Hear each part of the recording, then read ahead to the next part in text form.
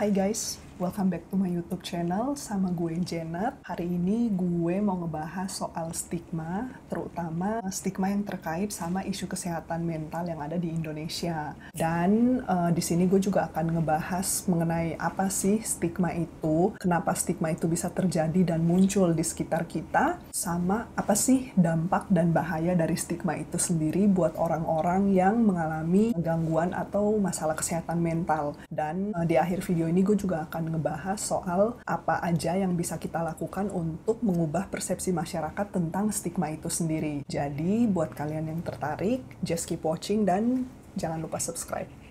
Oke?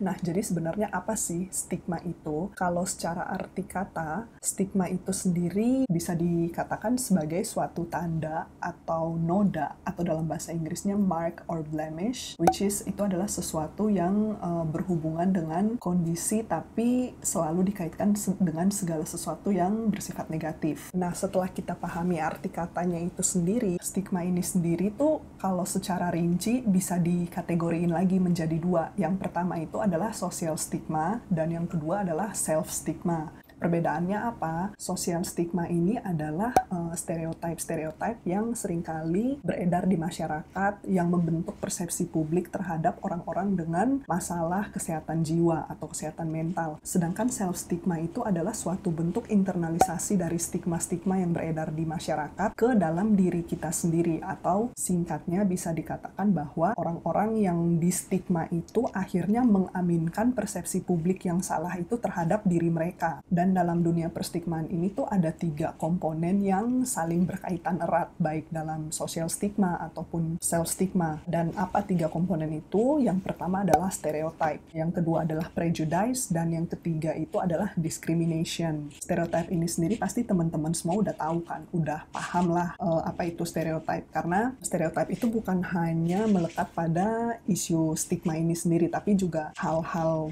sehari-hari kita. Stereotype itu adalah sesuatu yang dikaitkan dengan negative belief atau kepercayaan atau pemahaman yang salah terhadap suatu kelompok tertentu. Dalam hal ini adalah orang-orang yang memiliki isu kesehatan mental. Nah, dari stereotype ini, lama-lama dia akan berkembang menjadi prejudice. Prejudice ini adalah komponen yang melibatkan emotional reaction. Emotional reaction-nya ini timbul karena kita setuju atau mengaminkan si stereotype yang negatif itu terhadap kelompok orang-orang dengan isu kesehatan mental. Di sini prejudice itu akan membuat kita sebagai manusia jadi bereaksi secara emosional, di mana nanti kita mulai takut atau jijik atau nggak mau deket-deket sama orang yang punya isu kesehatan mental. Dan pada akhirnya si prejudice ini will lead to the third component, which is discrimination atau diskriminasi. Jadi si diskriminasi ini adalah bentuk atau respon akhir dari stereotype dan prejudice yang sudah terjadi di masyarakat atau bahkan di diri kita sendiri. Oke, jadi apa dampak dan bahaya dari stigma yang udah terbentuk di masyarakat? Yang pertama gue mau bahas soal social stigma dulu ya. Kalau misalnya di masyarakat itu udah terbentuk persepsi yang salah, stereotype yang salah, otomatis kita akan bereaksi secara salah juga. Kita akan beranggapan bahwa orang-orang dengan gangguan mental itu berbahaya, tidak kompeten, nggak stabil,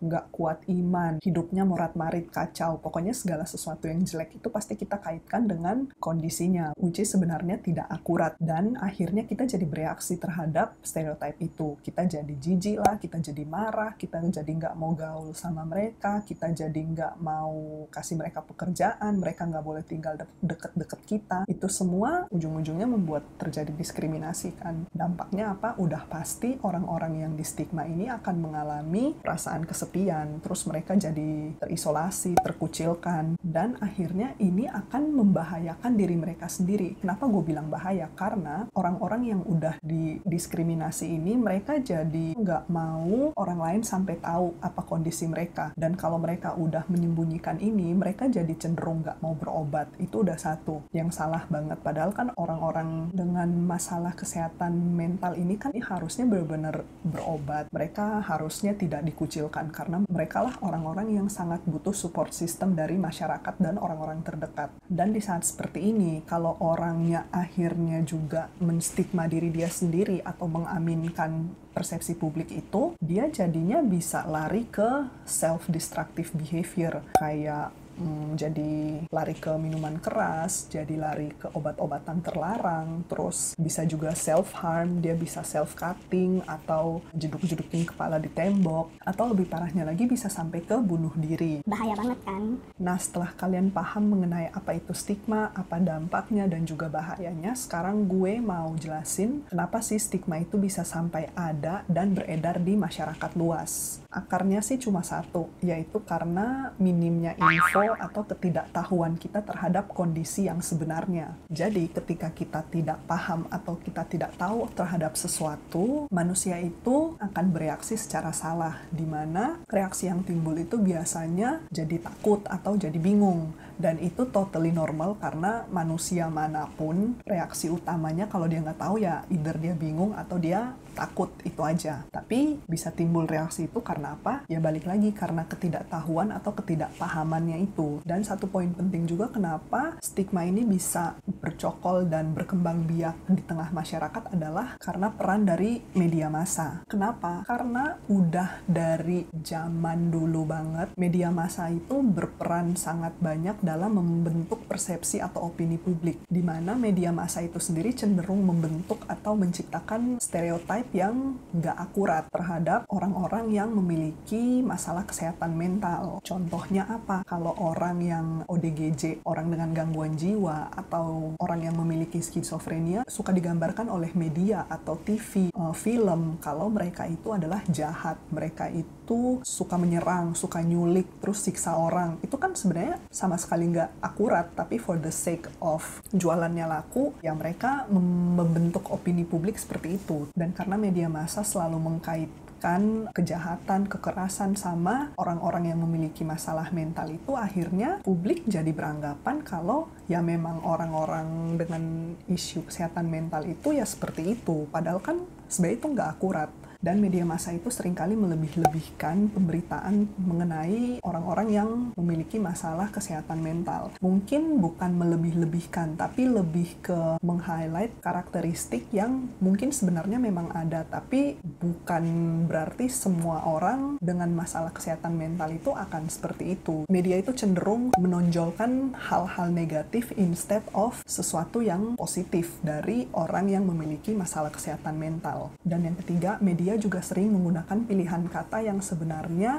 melemahkan posisi orang-orang yang memiliki isu kesehatan jiwa.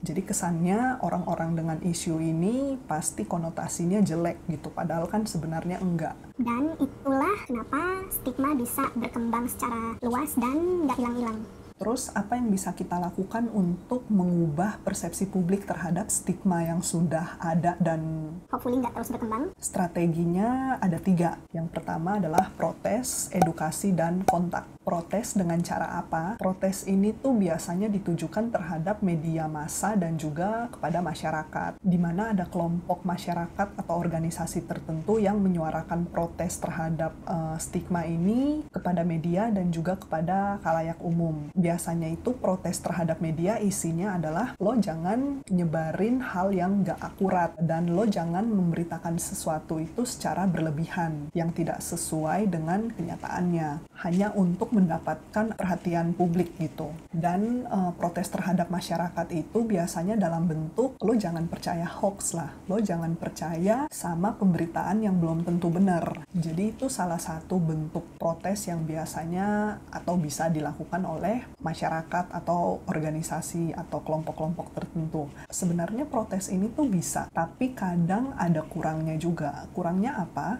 Yang pertama, kegiatan protes-memprotes ini biasanya lebih fokus ke hal yang mereka protesin, which is selalu atau seringkali berbau-bau negatif. Kontennya negatif kan, makanya diprotes. Di sini kekurangannya adalah karena mereka memprotes hal-hal yang negatif, mereka jadi kurang mempromosikan hal-hal positif yang sebenarnya lebih bisa ditonjolkan. Oleh karena itu, masuklah kita ke strategi yang kedua, which is edukasi. Banyak penelitian yang bilang kalau strategi ini adalah strategi yang sebenarnya paling efektif lah. Karena ketika lo mengedukasi seseorang atau suatu kelompok masyarakat mengenai hal-hal yang mereka tidak ketahui, pemikiran mereka tuh akan terbuka. Mereka akan jadi lebih paham, lebih akhirnya bisa merasakan empati, simpati, dan akhirnya mereka pun secara sadar akan menginhibit atau menahan diri mereka sendiri untuk berperilaku yang tidak appropriate dan tidak mempromosikan stigma ke depannya.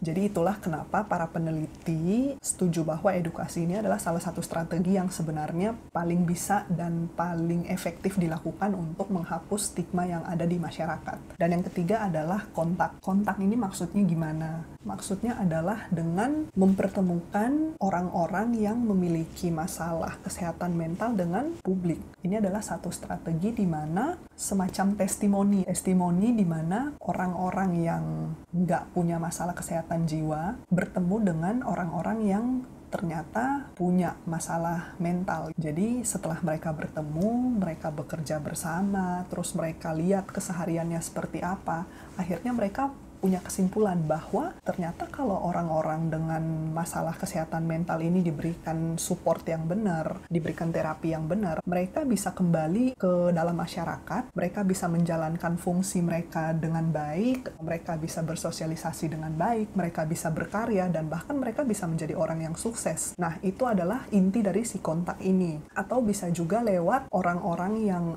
mungkin punya masalah kesehatan jiwa, tapi mereka mendapatkan treatment yang tepat, terus mereka juga punya support system yang baik, dan akhirnya mereka berhasil overcome their problems, and then mereka speak up ke masyarakat. Akhirnya masyarakat jadi aware, jadi tahu bahwa oh ternyata orang dengan masalah kesehatan mental pun bisa berkarya dan sukses di masyarakat. Dan itu contohnya bisa kita lihat pada artis-artis kita. Contohnya siapa? Kalau di Indonesia kalian pasti tahu ya, ada Marshanda. Terus yang belakangan open up about her problem juga ada Ariel Tatum, dan kalau internasional tuh ada si Kanye West, ya kan? Marshanda pertama kali dia muncul dengan videonya itu kan orang-orang kayak langsung ngejudge gila, apalah apa, terus sempet denial, terus sekarang malah jadi vokal banget kan, terus dia pun berkarya, semakin maju, semakin vokal, terus dia juga udah raise awareness banget tentang bipolar, terus Ariel Tatum juga belakangan kan lagi vokal banget ngebahas soal personality disordernya dia kan, dan si Kanye West pun juga rapper yang begitu terkenal, dia pun pada akhirnya admit kalau dia sempet breakdown terus didiagnosis dengan bipolar. Tapi kan masyarakat bisa melihat kalau mereka pun dengan masalah kesehatan mental mereka tetap bisa berkarya. Jadi itulah strategi-strategi yang bisa kita lakukan untuk sedikit demi sedikit mengurangi stigma terhadap teman-teman kita yang punya masalah kesehatan mental.